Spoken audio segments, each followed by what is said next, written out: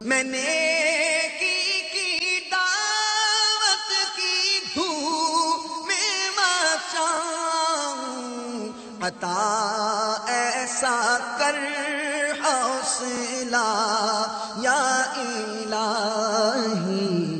آج کل قرض کے نام پر لوگوں کے ہزاروں بلکہ لاکھوں روپے ہڑپ کر لیے جاتے ہیں۔ ابھی تو یہ سب آسان لگ رہا ہوگا، لیکن قیامت میں بہت مہنگا پڑ جائے گا۔ اے لوگوں کا قرضہ دبا لینے والوں، پیسوں کے لیے خواہ دھکے کھلانے والوں، ٹال مٹول کرنے والوں، قرضہ لے کر بھلا دینے والوں، کان کھول کر سنو۔ میرے مرشد اعلیٰ حضرت امام اہل سنت مولانا شاہ امام محمد رضا خان علیہ رحمت الرحمن نقل کرتے ہیں، جو دنیا میں کسی کے تقریباً 3 پیسے دین یعنی قرض دبا لے گا، بروز قیامت اس کے بدلے 700 باجماعت نمازیں دینی پڑ جائیں گی۔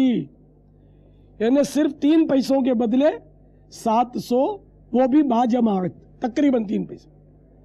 تو یہاں تو 700 اور باجماعت نمازیں ظاہر ہے وہ دینی پڑ جائیں گی جو مقبول بھی ہوئی ہوں۔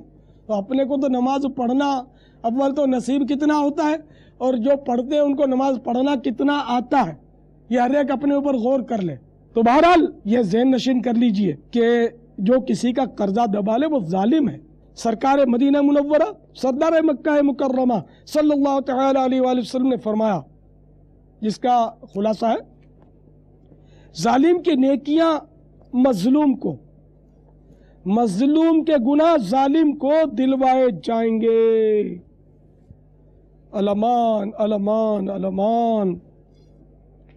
قرض کی بات چلی تو یہ بھی بتاتا چلوں کہ حجت الاسلام حضرت سیدنا امام محمد بن محمد غزالی علیہ رحمت اللہ والی کیمیائے سعادت میں نقل کرتے ہیں، جو شخص قرض لیتا ہے اور یہ نیت کرتا ہے کہ میں اچھی طرح ادا کر دوں گا، تو اللہ رب عزت عز و جل اس کی حفاظت کے لیے اس پر چند فرشتے مقرر فرما دیتا ہے، اور وہ دعا کرتے ہیں کہ اس کا قرض ادا ہو جائے۔ اور اگر قرضدار قرض ادا کر سکتا ہو تو قرض خواہ کی مرضی کے بغیر اگر ایک گھڑی بھر بھی تاخیر کرے گا تو گناہگار ہوگا اور ظالم قرار پائے گا۔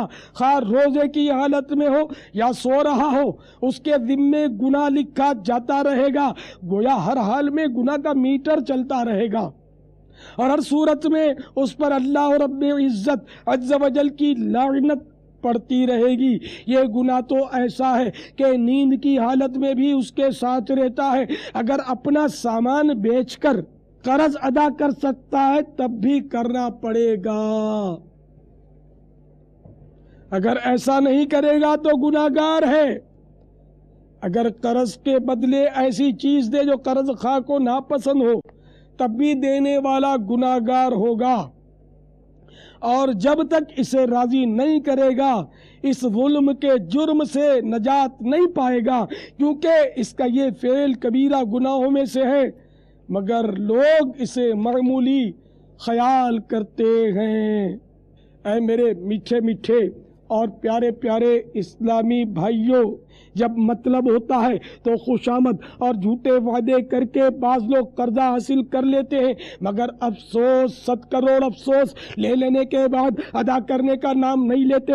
غیرت مندی کا تقاضا تو یہ ہے کہ جس سے قرض لیا ہے اپنے اس محسن کے گھر جلد تر جا کر شکریہ کے ساتھ قرض ادا کر آتے، مگر آج کل حالت یہ ہے کہ اگر قرض ادا کرنا بھی ہے تو بیچارے قرض خواہ کو خوب دھکے کھلا کھلا کر رلا کر اس غریب کی رقم کو توڑ پھوڑ کر یعنی تھوڑی تھوڑی مقدار میں قرض لوٹایا جاتا ہے۔ یاد رکھیے بلا وجہ قرض خواہ کو دھکے کھلانا بھی ظلم ہے۔ عام طور پر بیپاریوں کی عادت ہوتی ہے کہ رقم گلے میں موجود ہونے کے باوجود شام کو لے جانا، کل آنا وغیرہ کہہ کر بلا اجازت شرعی ٹرخاتے اور دھکے کھلاتے ہیں، انہیں ایذا پہنچاتے ہیں۔ یہ نہیں سوچتے کہ ہم کتنا بڑا گناہ اپنے سر لے رہے ہیں۔ اگر شام کو قرض چکانا ہی ہے تو ابھی صبح کے وقت چکا دینے میں آخر حرج ہی کیا ہے؟